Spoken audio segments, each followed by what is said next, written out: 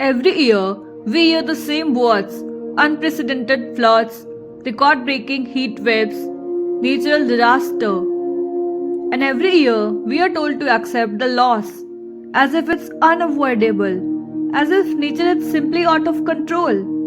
But what if that story is incomplete? What if the real disaster isn't the flood or the heat wave at all? What if it's the decisions made long before they happen? Because the climate crisis is not just a natural phenomenon, it is a political and economic failure disguised as a natural one. We are usually taught to think of climate change as a problem of nature: melting glaciers, rising seas, stronger storms, hotter summers. All of that is real, but focusing only on nature hides a crucial truth. Climate change is not just about what happens to the planet, it's about who is protected, who is exposed, and who is left to suffer. If climate change were purely natural, its damage would be evenly shared, but it never is. Imagine two cities hit by the same cyclone. One has stronger buildings, early warnings, evacuation plans, and emergency aid. The other has fragile housing, poor drainage, no warnings, and no safety net. Same storm, completely different outcomes.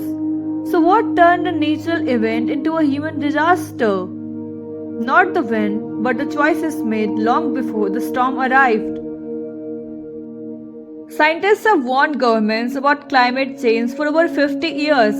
They told us that burning fossil fuels would heat the planet, that extreme weather would become more frequent, and that delay would make the damage worse.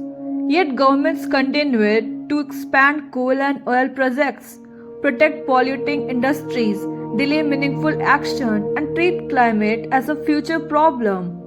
This wasn't ignorance, it was choice. When new fossil fuel projects are approved today, that is not nature's decision, that is policy failure. The climate crisis is deeply tied to how our economy works.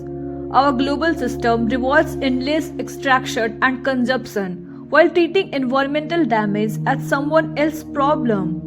Pollution, health impacts, destroyed ecosystems.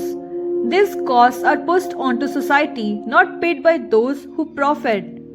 So the burden falls on farmers losing crops, workers exposed to extreme heat, communities flooded year after year, and future generations with fewer options. Meanwhile, major polluters continue to post record profits. This is not an accident, it is an economic system doing exactly what it was designed to do. We are often told that climate change is about responsibility, using less plastic, recycling more, changing our lifestyles. Individual actions matter, but they are not the main drivers of this crisis. A small number of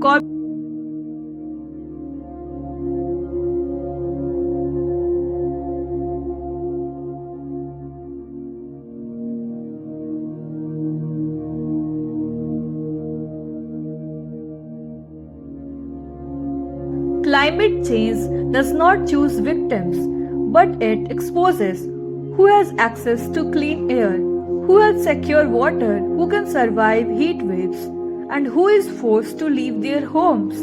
These outcomes are shaped by human systems, which make the crisis political. Climate policies decide where public money goes, which regions are protected, and which communities are left vulnerable. When coastal defenses protect rich neighborhoods first, that is politics. When people displaced by floods or droughts are treated as illegal migrants instead of being supported, that is politics. There is no natural climate policy. Every decision protects some and exposes others. One of the deepest injustices of climate change is this: those who contributed the least to the problem are suffering the most from its consequences. Many regions that emitted very little historically now face the worst floods, droughts, and heat waves. Meanwhile, the wealthier nations build prosperity using fossil fuels and still control most resources for adaptation. This imbalance isn't natural, it's the result of history, power, and economic structure. If climate crisis is political and economic, then solutions must be too. That means holding polluters accountable, investing in public infrastructure and resilience, protecting vulnerable communities, supporting workers through fair transitions, and planning for the long term, not short term profit, not symbolic gestures, not empty promises, not endless delay. Real change requires shifting priorities and power. Climate change is not just about weather, it's about choices. Nature didn't choose profit over people. Nature didn't ignore scientific warnings. Nature didn't delay actions for convenience. We did. And that means something important. If human systems created this crisis, then human systems can change it.